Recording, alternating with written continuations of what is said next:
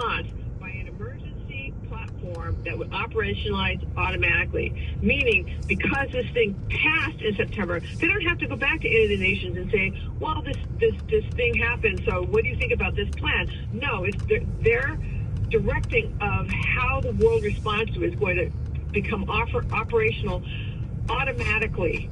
And this is a way that they can exercise the same kind of tyrannical power via climate change or supply chain disruption as the World Health Organization is wielding up when it comes to pandemics. So it's a very dangerous situation that almost nobody even knows about. Let me ask you this. What about the funding? I know President Trump reportedly froze funding to the WHO. What about the U.S. subsidizing the UN? Because I don't know about the whole legal aspect of withdrawing from the UN. Is that something that you would need Congress to weigh in on, or can the executive branch and the commander-in-chief, as the chief executive officer, can he just simply say, we're not engaging with the UN anymore, or we're withdrawing financial support of? What would that look like practically speaking? Well, okay, so practically speaking, I don't know. All of these things are very difficult. Like, for example, the World Health Organization, they don't have anything in there about how to withdraw. Okay. Wow. So fortunately, the United States has a carve out where when we joined, we said we can withdraw on a year's notice if we're all paid up. But I don't think any other country has that. So then you have to look into, the international law of treaties, the Vienna Convention on the law of treaties, and cobble together a case about how we would withdraw. So I just said how pernicious the United Nations is, and it would be very easy to say, I think we should just withdraw from the UN, get the U.S. out of the UN, get the UN out of the U.S. And I have a lot of sympathy for that position. The only problem is that at the United Nations, we have a seat with veto power on the United Nations Security Council, and we would be giving that up. Yeah. So it's delicate. It's something that is going to require really sort of expert navigation.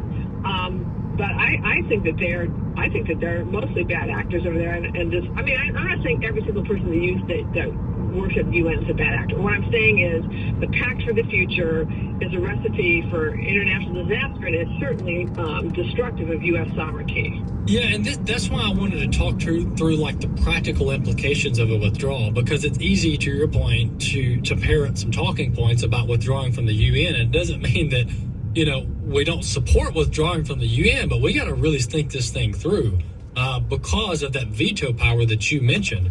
Now funding is something that we could look at and stop without putting into jeopardy our membership and vote, that unilateral veto vote that you mentioned, because we're spending somewhere between 18 and 20 billion. That was the latest numbers I got.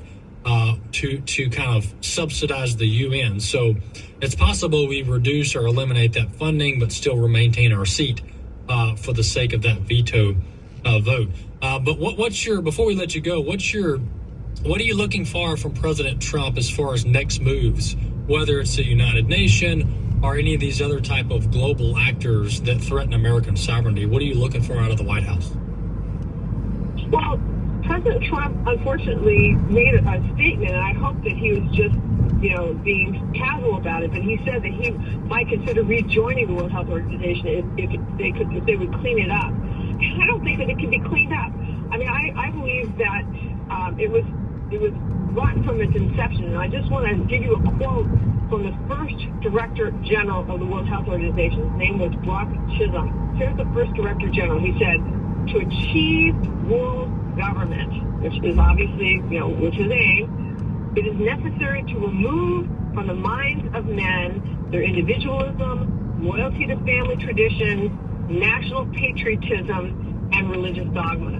Now, Brock Chisholm was a psychiatrist, so I don't know how he proposed to remove from the minds of men, our individuality, our loyalty to family, our patriotism, and our religion. But that's frightening, and I would ask President Trump to basically not listen to the people who have risen up and said, oh, let's not withdraw from the World Health Organization, let's try to reform it. It can't be reformed. It is irredeemably corrupt, to say nothing of the fact that it is, we talk about funding, it is funded in a major part by Bill and Melinda Gates Foundation, Gavi, and other pharmaceutical-related entities. And so what is the World Health Organization doing, trying to tell us whether or not we need vaccines when they're being funded by people who would profit hugely from vaccines? So I would urge President Trump to remain firm in his decision to withdraw us from the World Health Organization. Absolutely. And we'll save upwards of about $1 billion to $1.5 billion because we're funding about 20% of their budget, which their budget's about $7 billion.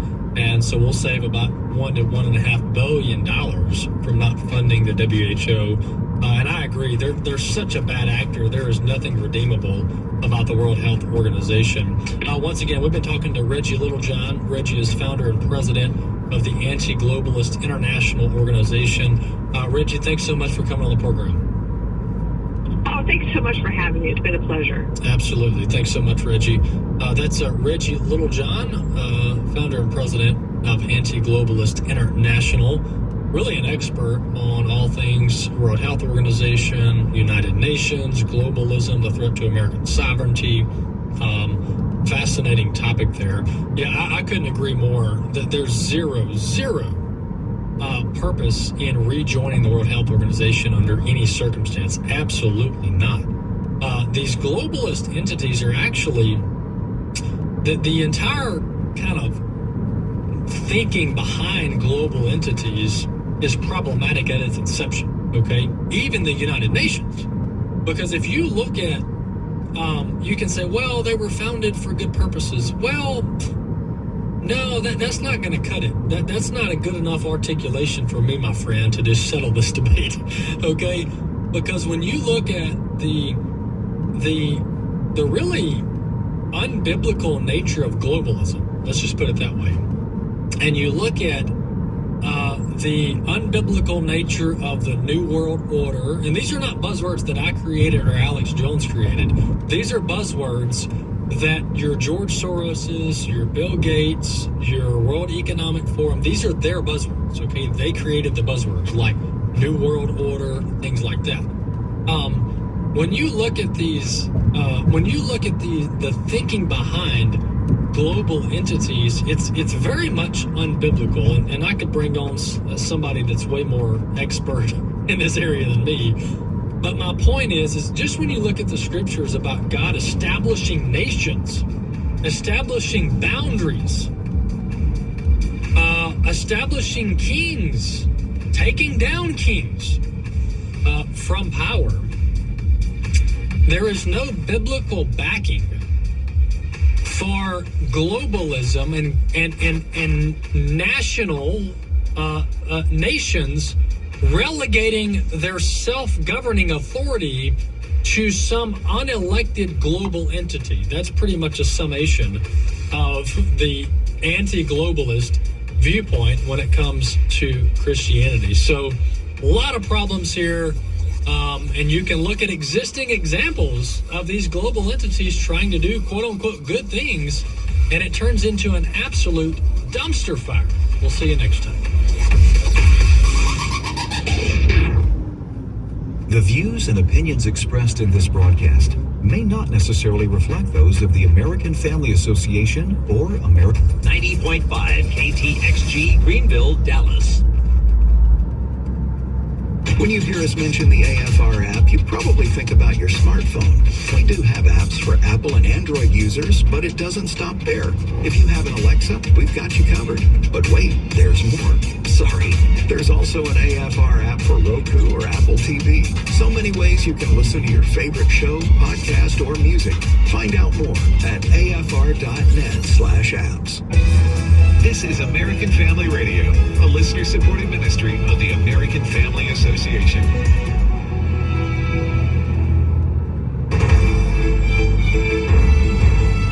American Family News. I'm Robert Thornton. Efforts continue to uphold a ceasefire between Israel and Lebanon after continued violence between the Israeli military and Hezbollah. Spokesman for the Israeli government, David Mentzer, gives reporters in Tel Aviv an update on the fighting. Our Air Force carried out precision intelligence-based strikes on military sites in Lebanon against Hezbollah rocket launches and weapons. Hezbollah terrorist activity at these sites is in violation of the understandings between Israel and Lebanon. Israeli forces will reportedly remain in 5 strategic locations in Lebanon after the Tuesday deadline to fully withdraw. A senior Hamas leader was killed in Lebanon today by an Israeli strike. The Trump administration wants the Supreme Court to permit the firing of the head of the federal agency that represents whistleblowers. According to documents obtained yesterday, that would mark the first appeal to the justices since President Trump took office. The emergency appeal is the start of what probably will be a steady stream from lawyers for the Republican president and his administration seeking to undo lower court rulings that have slowed his second-term agenda. Find more on this at afn.net. Last week, President Donald Trump welcomed Indian Prime Minister Narendra Modi to the White House. One issue that may have been overlooked is the persecution of Christians in the country. Jeff King, president of International Christian Concern, joined Washington Watch and talked about the Indian Constitution. Because the Constitution does allow for religious freedom. You know, the Constitution, back in the time of Gandhi, it was very much about tolerance on all levels, especially religious. And those days are gone.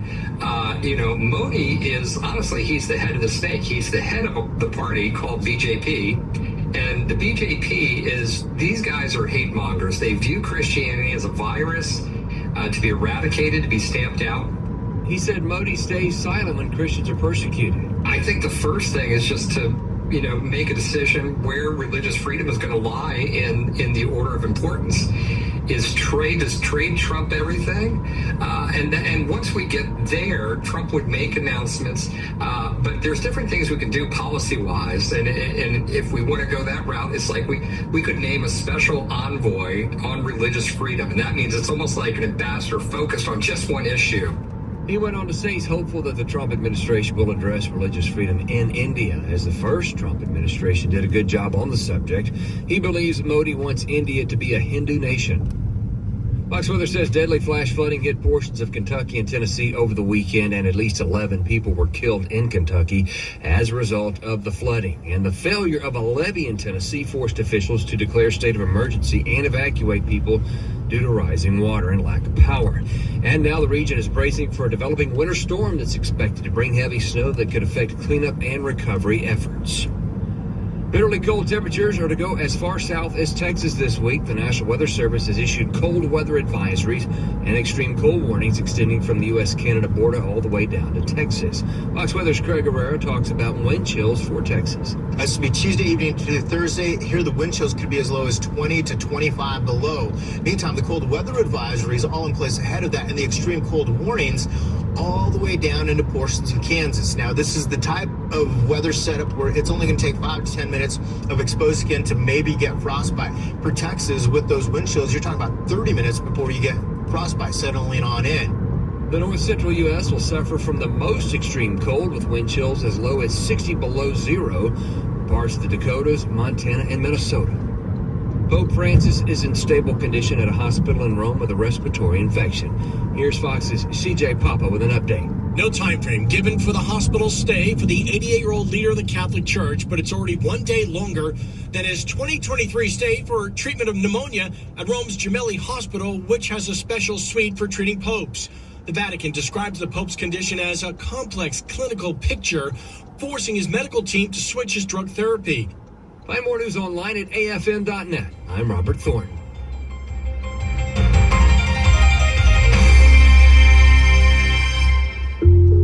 What we believe about the Bible is based on what we believe about its source. The God Who Speaks, the award-winning documentary from the American Family Association, is now available in a special limited edition DVD set. This release includes a Sunday school curriculum and 2 hours of additional footage. Go to thegodwhospeaks.org to get your copy today. thegodwhospeaks.org. Hello, and welcome to the Dr. Nurse Mama Show, prescribing hope for healthy families here on American Family Radio. Here's your host, Professor, Pediatric Nurse Practitioner, and Mama for Dr. Jessica Peck.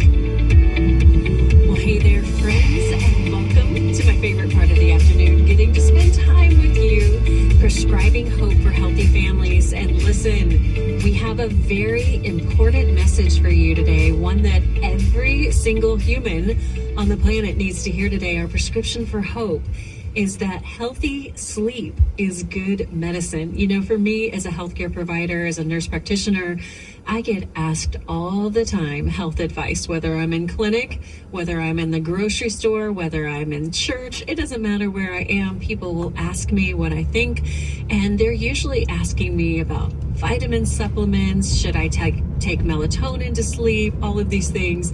But very rarely does someone say, hey, can you talk to me about your recommendations for sleep hygiene or a bedtime routine? Even though we know that these are the fundamental habits for healthy sleep, having a bedtime routine, having sleep hygiene, and paying attention to not just how much we're sleeping, but how we are sleeping. If you've been following along since January, you know we're on a journey, 52 Habits for Healthy Families, and these first habits are really foundational rhythms for our health. We started with spiritual health. We talked about prayer, memorizing scripture, going to church, playing worship music, being grateful, having a daily devotional. Last week, we talked about a morning routine. This week, we're talking about a bedtime routine. And next week, we're talking about sleep hygiene. This is something that is impacting us. We know that sleep, nutrition, exercise are the building blocks of health. But today, we're going to focus on sleep. So I'm so grateful to introduce to you my guest, Dr. Vicki is joining us today. I am so glad to have her, Dr. Vicki Petz-Kasper. Now, she is a physician, an MD, and she has delivered more than 5,000 babies at all times of the day and night, but she has a special interest in sleep and the impact on our health. And so, Dr. Vicki, thank you so much for joining us today. We're so grateful for your time and your insight. Oh, do we have Dr. Vicki? Oh, there she is. Okay. Welcome, Dr. Vicki. We're so glad to have you. Thanks. I'm glad to be here. Dr. Vicki, tell us your story. How are you so invested in the science of sleep when you're an obstetrician gynecologist? How does that relate to sleep? Just tell us a little bit about you. Well, I'm intimately familiar with sleep deprivation. I can tell you that. But my journey, I'm going to start about 10 years ago. I was living life in and, you know, I think of those babies, they come at all hours of the night. I kind of had probably what looked like a dream life at that point. I had this wonderful career that, even though they come in the middle of the night, it never got old delivering babies, because I'm just going to tell you, nothing compares to the feel of newborn baby feet, except maybe the look in a mother's eyes when she touches them for the first time. And so, with a very rewarding career, I was married, I had a beautiful family in my beautiful life. I had 2 kids, a boy and a girl, a dog named Timmy Joe. And I came down with a case of myasthenia gravis, which is a rare neuromuscular disease that causes muscle weakness. And so suddenly I was unable to walk very far. I was unable to use my arms. I had no vision, couldn't keep my eyelids open, and I was very, very sick. And so my career as an obstetrician ended in a moment. And so we during the 30 years ended, and my life really just turned upside down. And I started writing the little girl I wanted to be a writer. And I felt like the Lord was just giving me the desire of my heart that I could write. And I also felt like the Lord was teaching me that I had neglected His command to rest. I had treated rest like a 4-letter word. And so I had a season of what I call forced rest or Sabbath rest. And for a year, even up to 2 years, I was unable to do very much at all. And prior to that, I had lived a very